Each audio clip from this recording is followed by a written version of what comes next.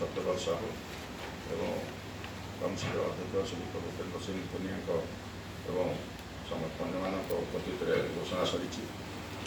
ଆମର ଟୋଟାଲ ଚଳିତ ବର୍ଷ ପରୀକ୍ଷା ଦେଇଥିଲେ ସାଇନ୍ସ ଷ୍ଟ୍ରିମ୍ରେ 97,377 ଜଣ ପିଲା ପରୀକ୍ଷା ଦେଇଥିଲେ।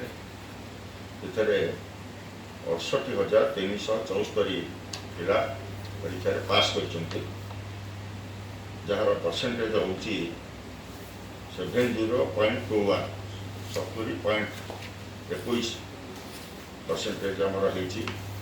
ବିଗତ ବର୍ଷର 70,706 ପିଲା ପରୀକ୍ଷା ଦେଇଥିଲେ, 72,072.33 ପିଲା ପାସ୍ କରିଥିଲେ।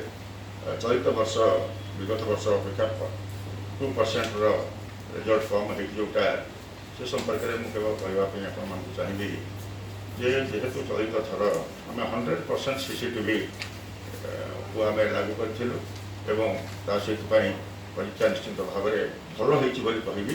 ତାର କାରଣ ହେଉଛି ଆପଣ ଦେଖନ୍ତୁ, ଆମର ଚଳିତ ଥର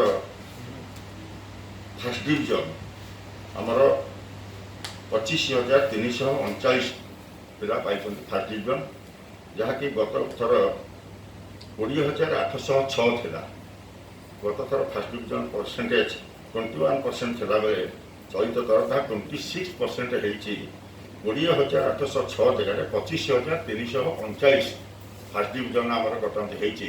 ତେଣୁ ଆମେ ଯେଉଁ ପ୍ରୟାସ କରିଥିଲୁ ସେଥିରେ ନିଶ୍ଚିନ୍ତ ମାନେ ଭଲ ପିଲାମାନେ ଯେଉଁଟା ଭଲ ଫଳ ହେଇଛି ତାକୁ ଆମକୁ ନିଶ୍ଚିତ ଭାବରେ ତାର ଫଳାଫଳ ଆମ ପାଖରେ ପହଞ୍ଚି ସାରିଛି। ସେହିପରି ଭାବରେ ଯଦି ସେକେଣ୍ଡ ଡିଭିଜନ କଥାକୁ ଆପଣ ଦେଖିବେ, ଚଳିତ ଥର 24,121 ପିଲା ସେକେଣ୍ଡ ଡିଭିଜନରେ ପାସ୍ କରିଛନ୍ତି, ଯାହା ବିଗତ ବର୍ଷମାନଙ୍କରେ ଥିଲା 23,904 ଥିଲା। ତେଣୁ ଚଳିତ ବର୍ଷ ତାହା 24,121ରେ ନିଶ୍ଚିତ ଭାବରେ ପହଞ୍ଚିଛି। ଏବଂ ବଏଜ୍ ପାସ୍ ଆହାର ଯଦି ଆପଣ ଦେଖିବେ ତାହେଲେ 38,301 ପୁଅ ପିଲା ମାନେ ବଏଜ୍ ମାନେ ପାସ୍ କରିଛନ୍ତି, ଯାହାର ପରସେଣ୍ଟେଜ ହେଉଛି 39%।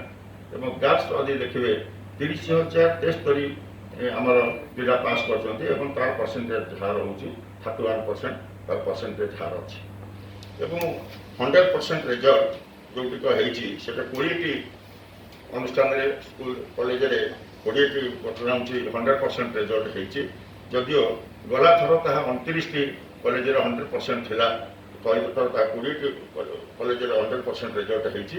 ଏବଂ 0% ରେଜଲ୍ଟ ଯେଉଁଟାକି ଗତ ଚଳିତ ଥର 15ଟି କଲେଜରେ 0% ରେଜଲ୍ଟ ହେଇଛି, ଯାହା ବିଗତ ବର୍ଷ 9ଟି କଲେଜ ଥିଲା।